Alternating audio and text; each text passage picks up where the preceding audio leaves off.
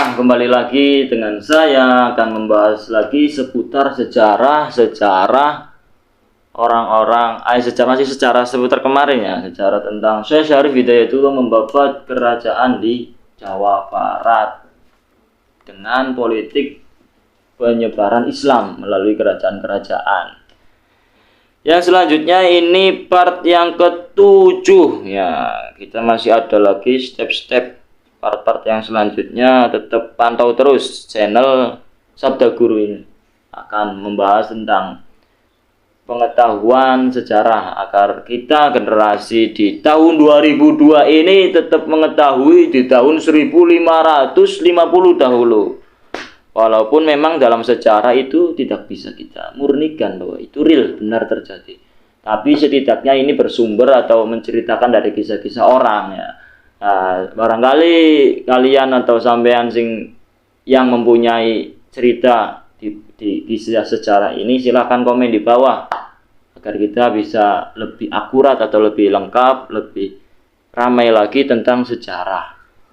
Satu hal yang sangat unik dari personality Syarif Hidayatullah adalah dalam riwayat jatuhnya Pakuan Pajajaran, ibu kota kerajaan Sunda pada tahun 1568,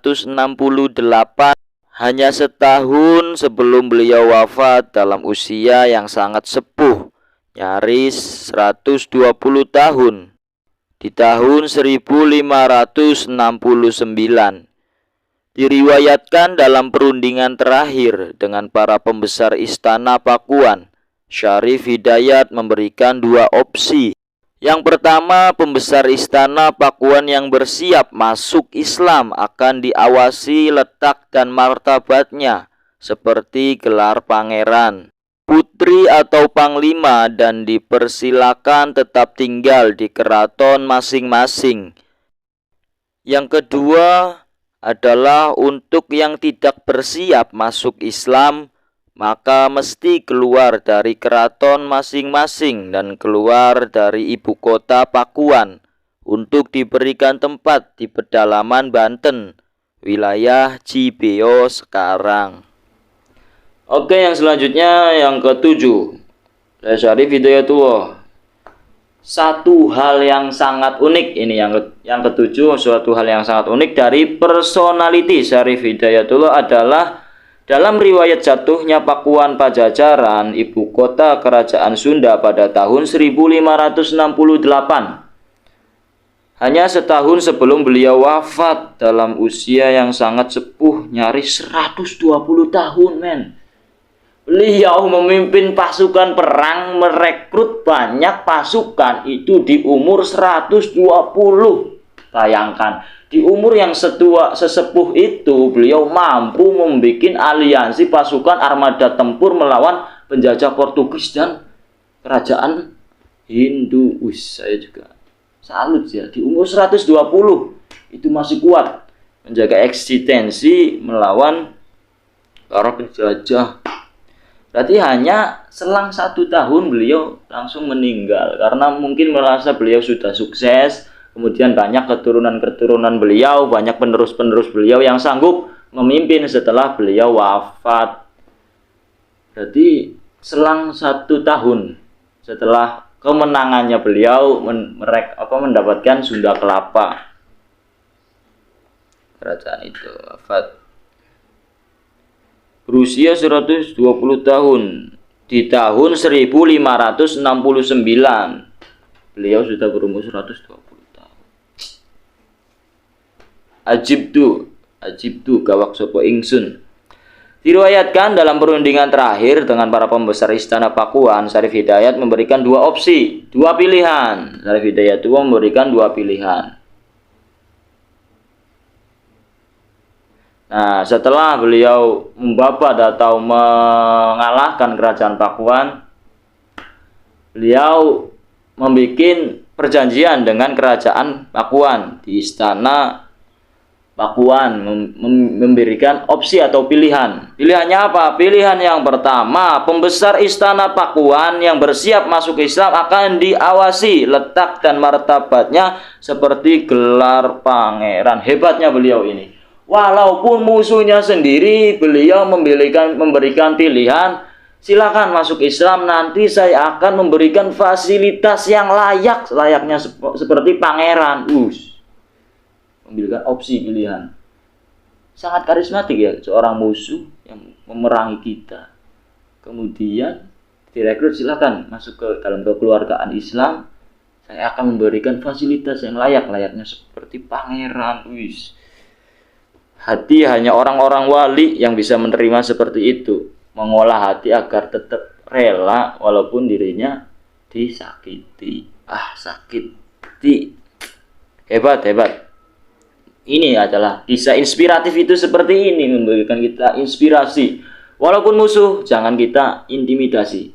Berlakukan baik beliau, musuh-musuh kita, agar mereka bisa lebih baik lagi. Seperti itu. Memberikan dua opsi. Yang pertama itu tadi, memberikan fasilitas yang layak. Ketika para kerajaan Pakuan itu bersedia masuk ke agama Islam. Memang dari Sunan Gunung Jati sendiri tidak memaksa, karena dalam agama Islam tanpa ada unsur paksaan. Lakum dinukum. Agamamu ya agamamu, agamaku ya agamaku. Itu ke Islam ya, tidak ada paksaan. Silakan. Kalau memang Anda minat untuk masuk Islam, saya akan memfasilitasi mereka seperti layaknya pangeran. Pangeran, bukan hanya rakyatnya saja. Putri atau panglima dan dipersilakan tetap meninggalkan keraton masing-masing. Yang kedua adalah untuk gelar pangeran, putri atau panglima dan dipersilakan tetap tinggal di keraton masing-masing. Akhirnya, walaupun itu opsi yang pertama, akhirnya para putri-putri dan panglima tetap menjaga atau hidup di keratonnya masing-masing. Ora yang pengen ning keraton nyong dewek. Yang kedua adalah untuk yang tidak bersiap masuk Islam, maka mesti keluar dari keraton masing-masing dan keluar dari ibu kota Pakuan untuk diberikan tempat pedalaman Banten wilayah Cibio sekarang di daerah Banten. Akhirnya mereka berpindah dari kerajaan Pakuan yang tidak bersedia masuk Islam, berpindah ke Cibio, Banten, pedalaman. Nah, yang tidak ingin masuk Islam akhirnya mereka mengungsi, membuat pemukiman lagi di daerah Cibio, Banten, pedalaman. Itu menjadi orang-orang pedalaman ya, yang tidak ikut dalam aliansi Islam. Akhirnya mereka masuk ke pedalaman. Ini memang dalam segi dakwahnya yang membuat inspiratif atau memotivasi kita, memang tidak ada unsur paksaan dalam agama itu dari dulu sampai sekarang. Makanya bukan mampanya, mampane itu bahasa Cirebon ya. Saya orang Cirebon asli. Saya hidup di Cirebon hanya sekitar berapa tahun? 12 tahun, 17 tahun. Saya berpindah hidup, menyusuri jalan-jalan. Memang dari dulu itu para kiai-kiai masyarakat di pedalaman-pedalaman, di perkampungan, memang dakwahnya itu tanpa ada unsur paksaan. Sing gelem ya ayu meneng ngaji.